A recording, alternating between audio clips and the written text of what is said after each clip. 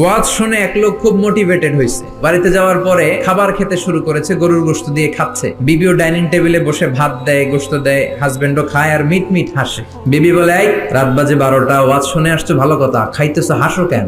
স্বামী বলে, হাসি কারণ হচ্ছে তোমার গরুর গোশতটা আজকে এত মজা হয়েছে না, আমার জীবনে এত মজার গরুর গোশত কোনোদিন খাই নাই। গরুর গোশত মজা হয়েছে শুই না বিবি তো তেলে বেগুনে জ্বলে উঠছে। কি, গত 10 বছর ধরে তোমার রান্না করে খাওয়াইলাম, একদিনও রান্নার প্রশংসা করলা না, আর আজকে পাশের ঘরের ভাবি এক বাটি গরুর গোশতের তরকারি পাঠাইছে।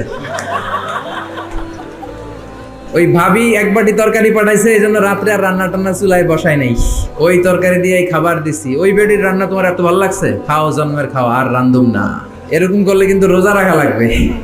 এজন্য একে অপরকে ভালোবাসবেন, সময় দিবেন। সকালবেলা ঘর থেকে বেরোয়ার আগে স্ত্রীকে বলবেন আই লাভ ইউ। মনে রাখবেন, আপনার বিবি চায় আপনার মুখ থেকে একটু প্রশংসা শুনতে। আপনার জন্য সাজগুজ করে, লিপস্টিক দেয়, চুলে বেনি পড়ে, সুন্দর শাড়ি পরে। সে চায় আপনার সাথে খুব সুন্দর একটা আচরণ করতে, আপনার কাছ থেকে চমৎকার আচরণ পেতে। কিন্তু একদিন আপনি বলেন না তোমার সুন্দর লাগে। এখন আপনার জায়গায় যদি আরেকজন বলে ভাবি আপনার সুন্দর লাগে, ভেজাল আছে না নাই?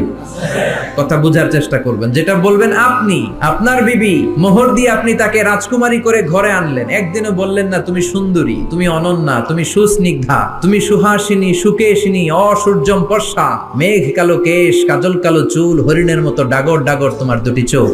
একদিন আপনি বললেন না। বলে আপনার ছোট ভাই, ভাবি তোমার যে যা লাগতাছে, ভেজাল আছে না নেই?